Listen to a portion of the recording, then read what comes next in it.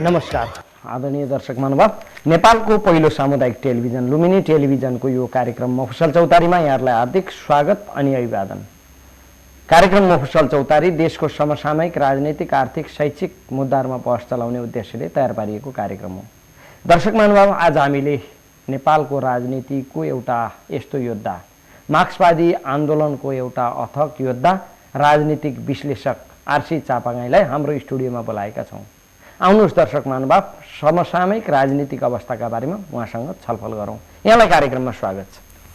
धन्यवाद। मार्क्सवादी आन्दोलन, मार्क्सवादी विचार र नेपाल हामी कसरी विश्लेषण गर्छौँ?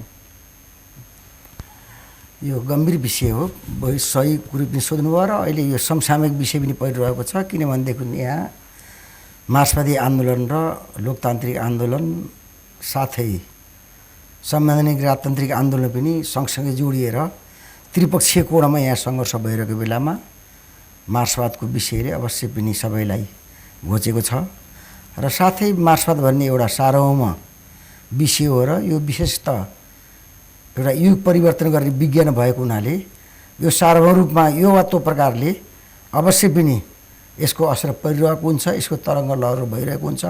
यस सम्बन्धमा यो सही कुरा सोध्नुभयो र यही सन्दर्भमा नेपालमा मार्क्सवादको कुरो गर्दाखेरि विशेष गरेर नेपालमा मार्क्सवाद भनेको नेपाली कम्युनिस्ट आन्दोलन हुन्छ। नेपाली कम्युनिस्ट आन्दोलनमा 2006 साल अप्रिलबाट नेपालको कम्युनिस्ट पार्टी स्थापना भएको छ र त्यसयता नेपालको लोकतान्त्रिक आन्दोलनमा नेपाली कम्युनिस्ट आन्दोलनले, कम्युनिस्ट पार्टीहरूले असरदार भूमिका खेलेका छन्। यही असरदार भूमिकाको सन्दर्भमा मार्क्सवादलाई हेर्नुपर्छ। नेपालमा मार्क्सवादी आन्दोलनलाई, कम्युनिस्ट आन्दोलनलाई माइनस गरेर कुनै प्रकारका जनताका, राष्ट्रका आशा, उमङ्गहरू, प्रेरणाहरू, भविष्यहरू पनि हुँदैनन्। यस्तो तको पनि प्रकारको परिकल्पना, सुन्दर भविष्यको परिकल्पना गरेर कम्युनिस्टहरूले आन्दोलन चलाएका छन्। अब कम्युनिस्टहरू थरीथरीका छन्। अब मार्क्सवादलाई आफ्नो तरिकाले व्याख्या गरेका छन्, त्यो अर्कै विषय हो। तर सबैभन्दा अहिले नेपालमा मूल विषय के भइरहेको छ भन्नु होला भने नेपालको लोकतान्त्रिक आन्दोलनमा 2065 साल जेठ 15 गते सङ्घीय लोकतान्त्रिक गणतन्त्र र धर्मनिरपेक्ष राज्यको घोषणा भएको छ। त्यो घोषणा भइसकेपछि त्यो संविधान जारी गर्नु थियो, त्यो संविधान जारी भएन। संविधानलाई भङ्ग गरियो, संविधानलाई हत्या गरियो, अर्थात् अवसान भयो।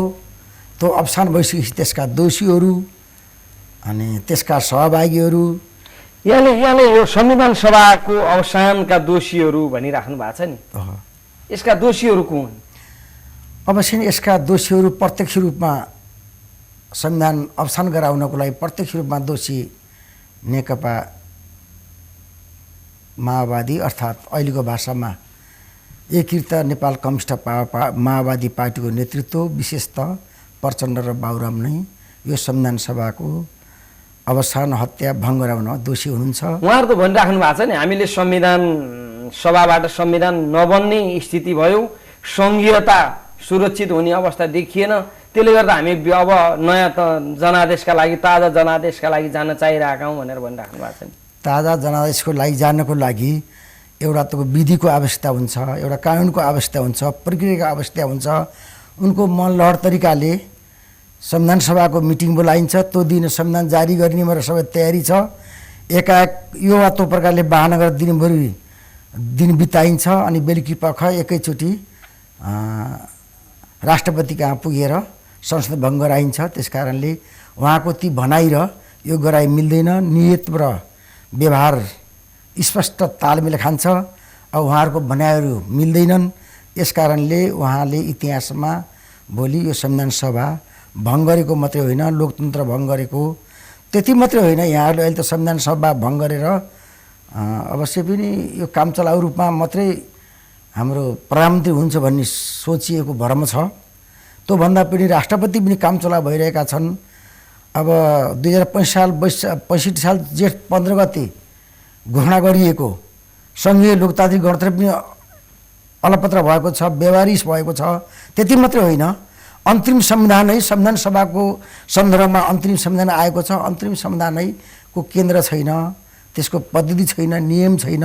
यसरी हेर्नुहुन्छ भने नेपालको राजनीतिक अवस्था, नेपालको प्रगतिशील मुभमेन्ट फर्केर 2063 साल वैशाख 11 गतेको साँझमा पुगेको छ, भन्न अगाडि गएछ भन्न खोज्नु। साँझमा पुगेको छ, जुन दिन राजाले यो म संसदीय पार्टीहरूलाई आफ्नो रोडमेप पुरा गर्नको लागि मैले सोभरेनिटी दिएको छु भनेर जुन दिएको। यसको मतलब यहाँले संवैधानिक राजतन्त्र पनि छ भन्न खोज्नु भयो।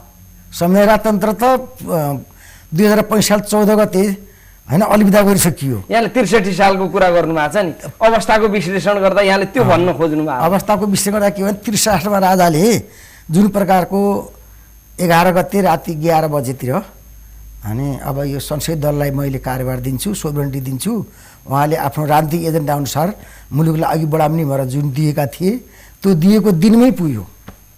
त्यो दिनमा पुगिसकेपछि त मुलुक अन्तिम संविधानलाई पनि छोडेर कता कता तको भने 2047 सालको संविधानलाई टेक्न पुगेको छ। राजनीतिक यहाँले नयाँ कुरो ल्याउनु भयो नि त यसरी। अवश्य नयाँ कुरो होइन, यथार्थ स्थिति हो, भइरहेको यही छ, कारण यही भएको छ। एकातर्फ पूर्व राजाले अब कता कता राजकाज चलाउने मनसाय व्यक्त गर्दै हिँड्ने, यहाँले त्यो खालको विश्लेषण गर्ने, मार्क्सवादी विश्लेषकहरूमा यो खालको चिन्तन देखिन थालेपछि नेपालको अवस्था के हुन्छ? नेपालको अवस्था त जुन यथार्थ त्यही नै यथार्थ हो र त्यही नै हुन्छ, त्योभन्दा अघि जान्न। अब यस नेपालको यथार्थलाई अलिकति प्रगतिशील तरिकाले बदल भन्ने जुन लामो समयदेखि 2007 साल अघिदेखि या गङ्गालाल शहीद भएदेखि 1997 सालदेखि जुन एउटा लोकतान्त्रिक आन्दोलन चलेको थियो, लोकतान्त्रिक आन्दोलनले 2007 साल फागुन 7 गते लोकतन्त्र स्थापित पनि गर्यो। त्यहाँबाट लोकतन्त्र र राजतन्त्रको बिचमा एउटा कुस्ताकुस्ती भयो।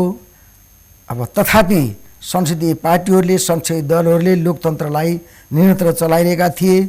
त्यही निरन्तर चलेको सन्दर्भमा हामीले 2065 साल जेठ 14 गते सङ्घीय लोकतान्त्रिक गणतन्त्र र धर्मनिरपेक्ष राज्य पाएका थियौँ। यसको आधार भनेको लोकतान्त्रिक आन्दोलन हो, यसको आधार भनेको संसदीय दलहरूको आन्दोलन हो, यसको आन्दोलन भने यसको तको भने आधार भनेको नेपाली जनताको आफ्नो तको भने भविष्य फेर्नको लागि एउटा राजनीतिक रूपमा राजनीतिक क्रान्ति भने राजनीतिक परिवर्तन अर्थात् सुधार नवीकरणको सन्दर्भमा यो गएको हो। यसैमा एउटा कुरो के जोड्नुपर्छ भनेदेखि यहाँहरू अहिले नेपालमा के भ्रम भइरहेको छ भनेदेखि नेपालमा नेपाल कम्युनिस्ट पार्टी माओवादीले एउटा माओवादी क्रान्ति अर्थात् नयाँ जनमुक्ति क्रान्ति सञ्चालन गरेको थियो। यो सत्य हो र त्यो 10 वर्षमा चल्यो। त्यो चलेको सन्दर्भमा उसले पछिल्लो अवधिमा माओवादी सिद्धान्तबाट विचलन भएर अब अहिले त धेरै कुरा खुलेको छ। भारतीय विशेषज्ञहरू अर्थात् रहेका एजेन्टहरूसित उहाँ सम्बन्ध गरेर एउटा कूटनीति मर्यादा विपरीत आन्दोलनको एउटा सिस्टम विपरीत जो त्यहाँबाट आशीर्वाद लिएर यहाँ मुभमेन्ट चलाए। त्यस कारणले त्यो माओवादी सिद्धान्तबाट बिग्रिएको, भत्किएर चलाइएको अर्थात् सिद्धान्त छोडेर चलाइएको हुनाले त्यो सिद्धान्तले त्यसका नेताहरूले अवश्य पनि भारतीय तको बारे कूटनीतिको अगाडि उनीहरूले आत्मसमर्पण गरे। त्यो एउटा ठुलो तको बारे रेभोल्युसन थियो। त्यसको नेतृत्वले आत्मसमर्पण गर्दाखेरि के भयो भनेदेखि नेपालको तमाम प्रगतिशील मुभमेन्टहरू एउटा प्रतिक्रान्तिमा बदलियो र कता कता गएर त्यही कुरो नेपालको शासकहरूसित, नेपालको राज्यसित, नेपालको संसदीय पार्टीहरूसित, नेपालको काठमाडौँमा नै त्यो कुरो गर्न सकिन्थ्यो। अब जहाँ कि त्यो कुरो अवश्य पनि राज्यले अनुमोदन गर्न पर्ने हो। अब त्यो 12 बुँदा सन्धि भयो, 12 बुँदा सम्झौता भयो। त्यो सम्झौतामा आखिरमा गएर नेपालको राज्यले अनुमोदन गर्न पर्यो।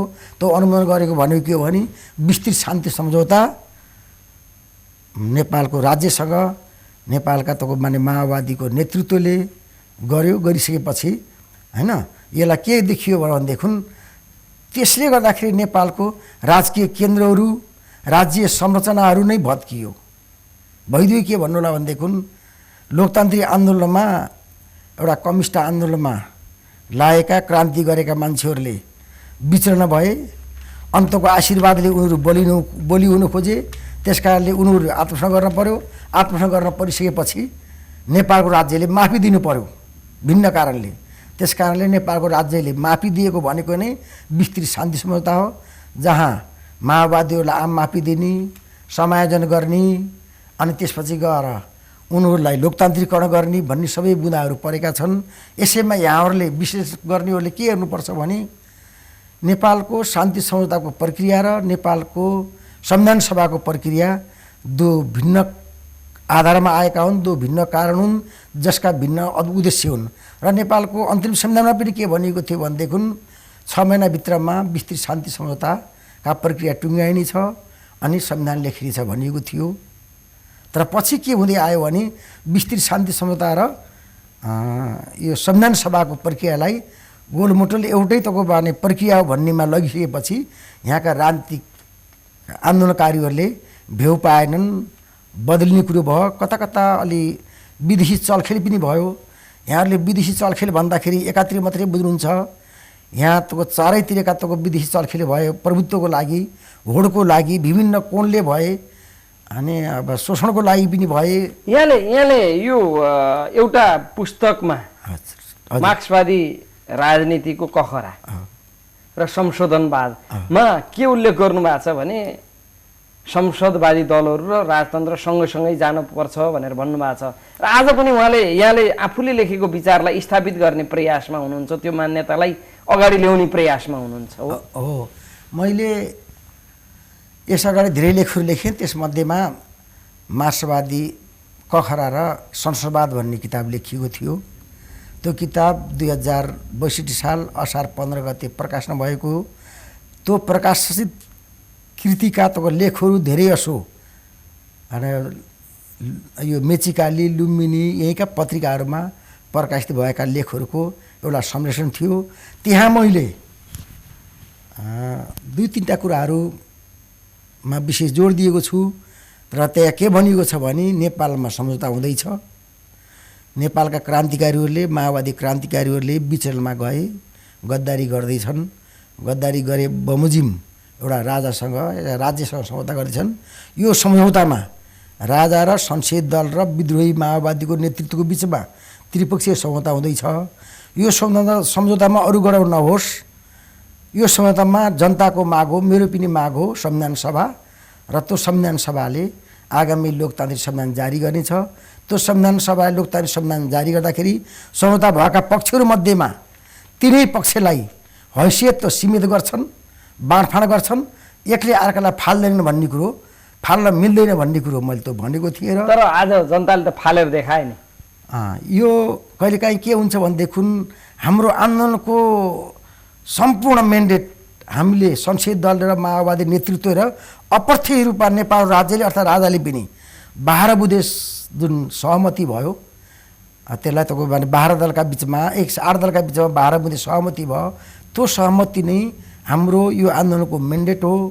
हाम्रो तको बाने त्यो बेला कोरिएका नेपालको तत्कालिक रूपमा या दीर्घकालीन रूपमा कोरिएका भविष्यको राजनीतिक चित्र हो, राजनीतिक ज्योतिषी हो। अब त्यस आधारमा हामी जानुपर्छ। र त्यो त्यसैमा के भनिएको छ भनेदेखि त्यहाँ अवश्य पनि धेरै कुरो लेख्न सक्थे, तर त्यसको पहिल्यै बुँदामा, पहिल्यै व्याख्यामा अर्थात् भूमिकामा के भनिएको छ भने नेपालमा पूर्ण प्रजातन्त्र, एउटा पूर्ण लोकतान्त्रिक व्यवस्था हुनेछ, त्यसमा राज्य संरचना गरिनेछ भनेर यसरी लेखिएको छ। यसको अर्थ के भनेदेखि त्यहाँ लेख्ने 7 दलका एक्सेप्टोर थिए, राज्य पक्षका पनि थिए। हालाकि त्यो बेला कमल थापाले हामीले चाह्यौँ भन्ने यो संसदीय दलहरूलाई जो तको बानी दिल्ली जाने हामीले गरेका छन्, हामी थुन्न सक्छौँ भन्दाखेरि गिरिजाबाबु र माधव नेपालले सक्छ भने थुनेर देखा भनेर हैकत दिन देखाए। त्यसको अर्थ के हो भन्नुला भनेदेखि राज्यले पनि माओवादी समस्यालाई टुङ्ग्याउन पर्यो भनेर कता कता एउटा तको डिप्लोमेटिक स्तरले त्यो सम्झौता गर्नको लागि सहयोग गरेको थियो। अर्थात् कता कता राजाले पनि त्यो हुन्छ भनेदेखि खुसी नै थिए र त्यो गर्नको लागि अब आफ्नो हैसियत कहाँ राख्न चाहन्छन्, त्यो अहिले पनि सङ्घर्ष होला।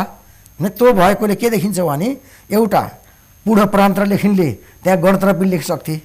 तपाईँले भन्न खोज्नुभएको कुरो के होला भने अनि यो 12 बुँदामा पछि संविधान सभामा आउँदाखेरि 13 बुँदा जनताले थपिदिए। 13 बुँदा जनताले थपिदिएको हुनाले त्यो अलि अराजक तरिकाले थपिए, भिडले थपिएको हुनाले अवश्य पनि होइन त्यसलाई त्यति भिडीमा गयो। त्यो भिडीमा गएको हुनाले नै अनि सबै कुरा आयो। आउँदा के भनेदेखि अब सङ्घीयता आयो, धर्मनिरपेक्ष आयो। यी आइसकेपछि ती उचाका तरिकाले थपिएका हुनाले नै त्यो संविधान सभा विघटन गरेर पूर्व राजाले अहिले भर्खरै केही दिन अघि मात्रै नवलपरासीको एउटा मन्दिर उद्घाटन गर्न आउँदा राज्य सञ्चालनको एउटा केन्द्रीय आधार चाहिन्छ, त्यो भएन भने देश भत्ताभङ्ग हुन्छ, लथालिङ्ग हुन्छ भनेर आफू चाहिँ फेरि सत्तामा आउने मनोसाय व्यक्त गरेको देखिन्छ। यसमा यो सम्भव छ, देख्नुहुन्छ यस्तो? अब यसमा देख्ने भन्दा पनि हाम्रो विश्लेषणमा हामी कट्टर रूपमा नयाँ जनवादी क्रान्ति, सर्वहारा अधिनायकत्व, विस्तृत विश्वव्यापी रूपमा श्रृङ्खलामा चल्ने दीर्घकालीन जनयुद्धहरू कम्युनिस्टहरूले विशेष माओवादीले चाहने त्यो हाम्रो कुरो हो। जब त्यो मार्क्सवादी विषयमा त्यस्तो छ, जब त्यो जनयुद्ध नै प्रतिक्रिया त्यहाँ गइसकेपछि, जनयुद्ध नै त्यो पनि आत्मसमर्पण गरिसकेपछि हाम्रो अगाडि विकल्प के भयो भनेदेखि अब यो जनयुद्धले एक प्रकारको विदेशी भूमिमा गएर यहाँको विचारमा जनयुद्धले आत्मसमर्पण गरे, जनयुद्धको नेतृत्वले आत्मसमर्पण गरेर जनयुद्ध छोडे।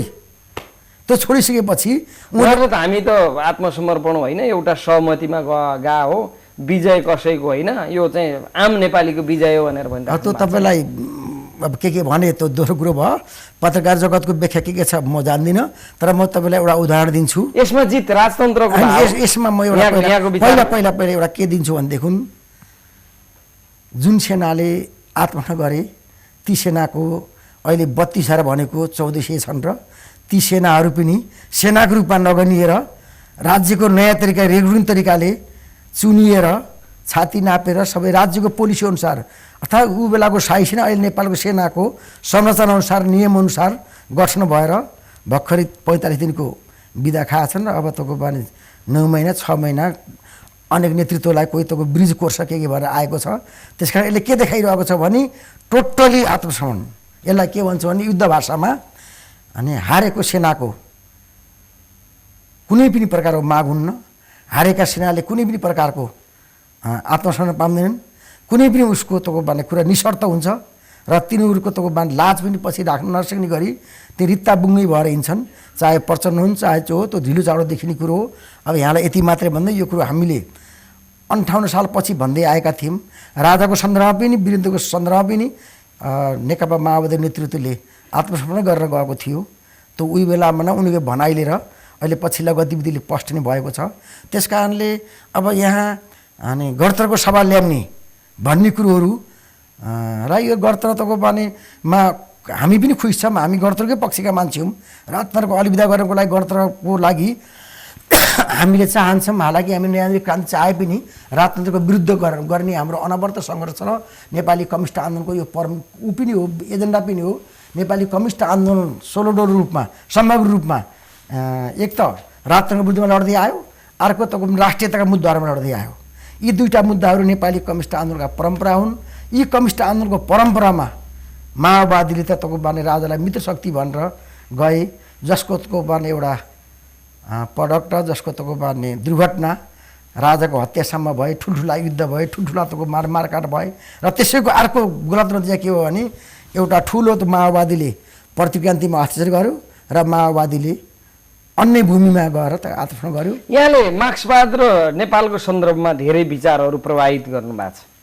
21औं शताब्दीको जनवाद, जनताको बहुदलीय जनवाद र मार्क्सवाद, यो कहाँनिर संयोजन सम्भव छ, कहाँनिर गएर फ्युजन भएको छ?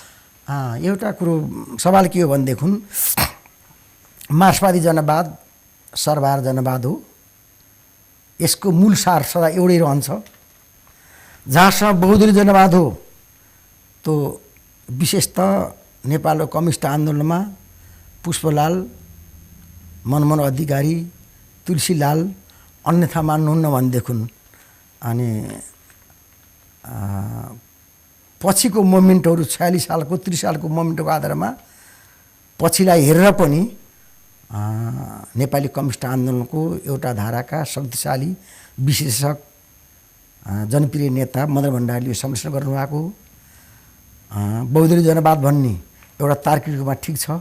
21औं शताब्दीको जनवाद पनि हुन्न, 20औँको 21औँको अब 22औँ 23औँ भन्ने जनवाद हुन्न। सर्वहारा जनवाद अर्थात् तपाईँको भने मल्टी पार्टी सिस्टम भन्ने कुरोको एउटा निश्चित प्रकारका प्याटर्नहरू, विशेषताहरू, गुणहरू, आधारहरू हुन्छन्। रूपमा हेरफेर गर्न सकिन्छ।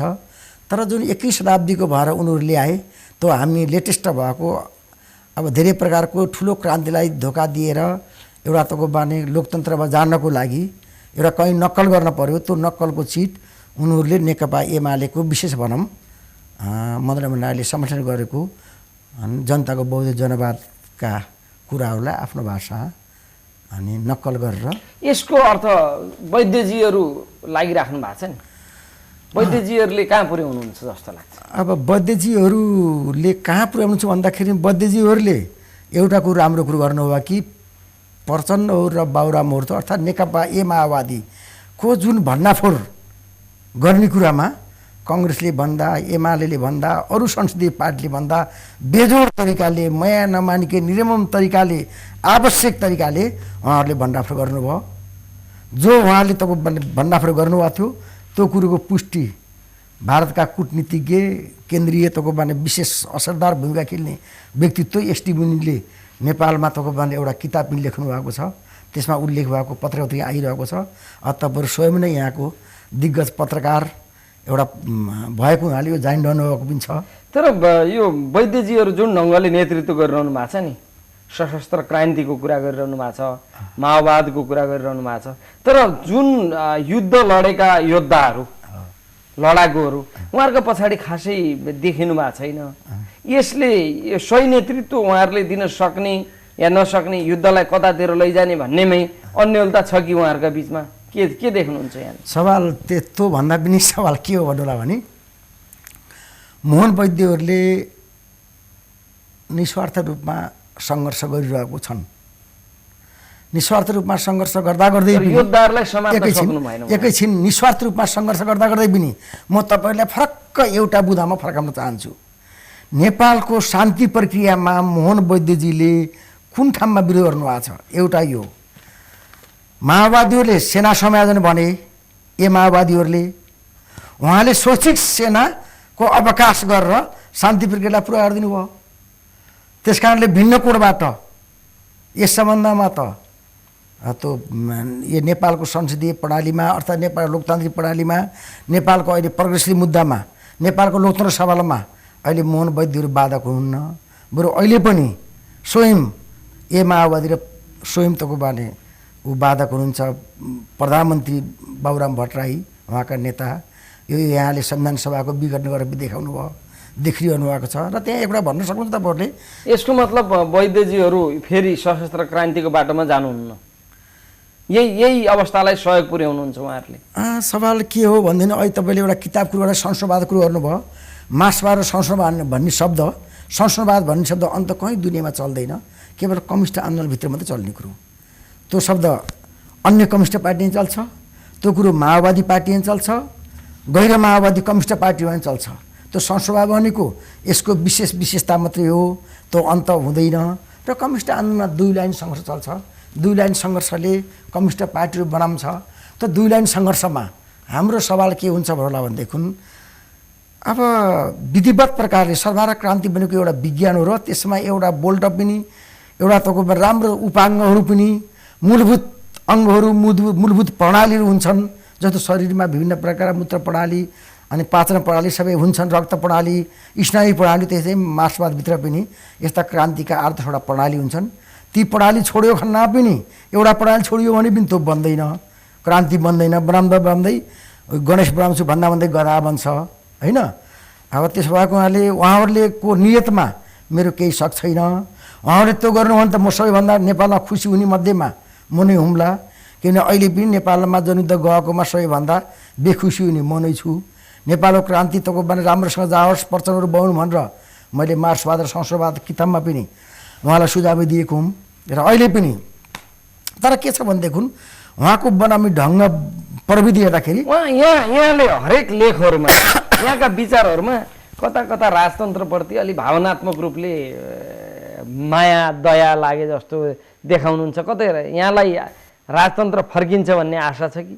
त्यो सम्बन्धमा कुरोहरू कसरी गर्नुहुन्छ भनेदेखि एउटा मान्छेहरूका मौका अप्सनहरू हुन्छन् नि, रोजाइहरू, जहाँ यसपटक यहाँले चाहिँ राजतन्त्र रोज्दै हुनुहुन्छ होइन।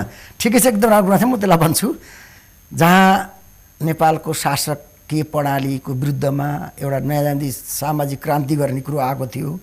त्यो दिलेर रूपमा म त्यसको समर्थक थिएँ र त्यस्तो पार्टी अब त त्यस्तो हुँदैन तुरुन्त। त्यस्तो पार्टी बन्नको लागि पनि म अवश्य नै सहयोग गर्छु। त्यो मोहन वैद्यले बनाए पनि मातृकाले बनाए पनि सके मै पनि बनाउन सकौँला, म नि कोसिस गर्छु। तर त्यो चिज यहाँ भएन। अब तपाईँको माने माओवादी क्रियाकलापले नेपालमा 8-10 वर्ष नेपालको त्यस्ता जनक्रान्तिका दीर्घकालीन जनयुद्धका पार्टी बन्ला भन्ने चाँडो बन्ने कुरो छैन होइन। अवश्य बन्ने त सर्वहारा वर्ग माओवादीले अवश्य त्यो उठाउँछ ढिलो चाँडो, तर अहिले त्यो स्थिति छैन।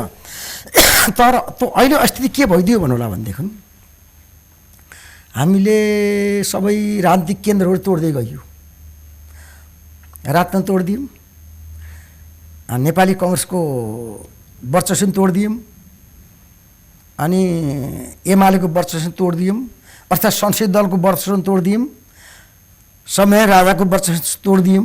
समय राजा भनिरहेको छु म, कारणमा पछि कल भयो। समय रत्नको वर्चस्व तोडिदियौँ। तोड्दै गइसकेपछि राज्य पङ्गु बनाइदियौँ। राज्य पङ्गु भइसकेपछि तपाईँ अहिले कुन अवस्था जाँदै हुनुहुन्छ भने सुपुर्दी सन्धि गर्नु परेको छ। जहाज गिरानहरूका अन्तर्राष्ट्रिय त्रिभुवन विमानस्थलको कता कता ठेक्का दिन परेको छ, जिम्मा दिन परेको छ। कता कता देशलाई कता कता सबै सन्धिहरू हेर्ने हो भने सन्धिहरू भनेको एक प्रकार कानुनी प्रकारका प्रावधान हुन्छन्, संविधानका धारासभाहरू हुन्छन्। तपाईँले अन्तर्राष्ट्रिय सन्धिहरू जुन गर्नुभएको छ अन्य देशहरूसँग, ती सन्धिहरू संविधानका धाराबाट हुन्छन्। ती सन्धिहरूले एउटा व्यवस्था बनाइरहनु भएको छ र त्यो व्यवस्थाले कता कता नेपालको राष्ट्रको हैसियत मात्रा के हो भनेर नाप्न पर्ने भएको छ। र कता कता तपाईँ कस्तो भइरहनु भएको छ भनेदेखि नेपाल विभिन्न अर्थमा सन्धि प्रणालीले नेपालको सोभरेन्टी भत्किसकेको, कहीँ गइसकेको सन्दर्भ पाउनु भएको छ। त्यो किन गर्नुभयो भनेदेखि तपाईँले सबै केन्द्र भत्काउँदै हुनुहुन्छ, तपाईँको राजसत्ता भत्काइदिनु भयो, अर्को तयारी गर्नु भएन, अराज्य भिडले भत्काए, आत्मसमर्पण गरेका मान्छेलाई शक्ति दिनुभयो, ताकत। हामी खोजिरहेछौँ यहाँबाट नेपालमा राजतन्त्र। सुन न, त्यसपछि सवाल के भयो? छोट्याउँदैनौँ। सवाल के भयो भने जुन सङ्घीय लोकतान्त्रिक गणतन्त्रको संविधान सभा नै नरहिसकेपछि अहिले पनि मैले भनिदिएँ नेपालको अवस्था, नेपालका सन्धीय दलहरूले होइन निमित्त कारण बाबुराम भट्टराई उम्र भए पनि उनले अवस्था कस्तो पायो भने 2063 साल वैशाख 11 गते राति राजाले जुन घोषणा गरेको थियो त्यो बेला पुग्नुभयो भन्ने बित्तिकै अब कता कता तपाईँ चाहेर पनि नचाहेर पनि अवस्थाले राजतन्त्रको तपाईँ भिन्न भाषाले आवश्यकताले नसकेर तपाईँहरूको या संसदीय दलहरूको तपाईँहरू नभनौँ संसदीय दलहरूको नालायकीपन कता कता देशप्रति माया नभएको राष्ट्रियताप्रति भएको हुनाले तपाईँ स्वयं मागिरहनु भएको छ। यसको मतलब नेपाली काङ्ग्रेस, नेकपा एमाले लगायतका दलहरू बिस्तारै बिस्तारै त्यतातिर ढल्किन सक्छन्। त्यसो होइन। सवाल के हो भने यहाँ मुख्य सङ्घर्ष भएको माओवादी र तपाईँको भने संवैधानिक आन्दोलनको बिचको थियो। त्यो बेलामा हेड अफ तपाईँको दुईवटा तपाईँको भने युद्ध मोर्चा थिए। ती युद्ध मोर्चामा अब संसदीय दलहरूले लोकतान्त्रिक लिके ल्याउन खोजे, जस कारणले ती 12 मुद्दा विस्तृत शान्ति समझौता यी सबै गरेका संसदीय दलको अगुवाईमा राजालाई पनि लोकतान्त्रिकरण गर्ने, यसलाई पनि गर्ने भनेर भनियो। तर सवाल के यहाँ मिस्टेक भयो भने तपाईँहरूले शान्ति समझौता पुरा नगर्दै जसलाई दण्ड दिनुपर्ने हो, माओवादीहरूले त यत्रो एक प्रकारको नेपालको संवैधानिक भाषामा लोकतान्त्रिक भाषामा अपराध गरेका भए। अपराध गरेका तपाईँहरूले प्रधानमन्त्री सबै चिज दिनुहुन्छ, जनताहरूले पनि दिए होलान्। अनि नेपालमा जनयुद्ध एउटा ठुलो समस्या अन्तर्राष्ट्रिय लोकतन्त्र र नेपालको लोकतन्त्रले मानेको थियो। यसको मतलब नेकपा माओवादी पनि त्यतातिर जोडिने सम्भावना छ हैन? एकैछिन त्यो त उता तको बानी गइहाल्यो, उसले केही चिज रहेन, राजतन्त्रसित निकट हुने सम्भावना छ। त्यो त स्वयं ऊ आफै बाध्यमा जान पर्ने, आफू नसकेपछि के गर्न पर्छ? उसले सकेन, चलाउन सकेन, नसकेर नै त्यो सङ्घीय लोकतान्त्रिक गणतन्त्रको संविधान भङ्ग गरेको नै राजतन्त्र बोलाएको हो नि त। अरूले कसलाई भन्नुहुन्छ? निमित्त कारण त बाबुराम भट्टराई र तपाईँको उनै हुन्। उनको पासमा 240 मत थिए, सांसदीय मत थिए। त्यसले समर्थन नगरिकन संविधान बन्थेन। त्यसले ब्याएर बाह्र गर्थे, त्यसै बिगारिदिए। त्यो त सुत्तै थाहा छ। त्यो पछिको इतिहासकारहरूले या पछि यो घटनालाई प्रमाणित हुन्छ त्यो बेला थाहा पाउनुहुन्छ। तर अहिले कस्तो भइदियो भने अब भइरहेको के छ भने तपाईँ संसदीय दलहरूले सङ्घीय लोकतान्त्रिक गणतन्त्र लेख्न सकुन्न, संविधान सभा पनि जोगाउन सकुन्न, अर्थात् हामी जसले मत दिएका छौँ सकिएन। सकिने अगुवा बनाएकाले बिगड्ने गरिदिन्छन्, सक्दैन भन्छन्, अर्थात् एक प्रकार आफ्नो हुतीगति फालिदिन्छन्, नाङ्गिन्छन्। अनि नाङ्गिसकेपछि यो राज्यको को संविधानले विधानले राज्यले कहाँ टेक्ने भन्दाखेरि अन्तरिम संविधान सभाको प्रक्रिया अन्तरिम संविधान आएको त अन्तरिम संविधान सभा नभएपछि अन्तरिम संविधान लड्कायो त्यस तपाईँ 2047 संविधान पुग्नुपर्छ न तपाईँ राज्य गइसकेका छ तपाईँले 2047 संविधान ल्याउनु त राज्य रहन्न राज्य रह्यो भने नै तपाईँले क्रान्ति गर्नु होला तपाईँले जनवाद ल्याउनु हो कि सर्वहारा क्रान्ति ल्याउनु कि तपाईँ गरेर पाउनुहुन्छ चिजी अन्त भने के गर्नुहुन्छ त्यो मात्रै खतरा होइन अझ अर्को खतरा छ अझ चाँडो जान्नु भएन भने अलि यो संसदीय दलहरूले अलि कडा कदम जान चाहेन म त के भन्छु भने संसदीय दलहरूको आग्रहमा अनि राष्ट्रपति महोदयले अलि संवैधानिक विवेकको विश्लेषण गरेर तत्परता देखाउनु भएन भने अब राष्ट्रपतिलाई अठ्याइरहेछन् होइन यिनले के गर्ने विवादमा पार्ने प्रयासमा छन् यिनले के गर्छन् यिनले के गर्ने होला भने देखुन देशलाई अर्को एउटा नौलो कुरो भन्दिम हामीले देश कहीँ गए पनि सिङ्गो देश गयो खनाले ल्याउन पाइन्छ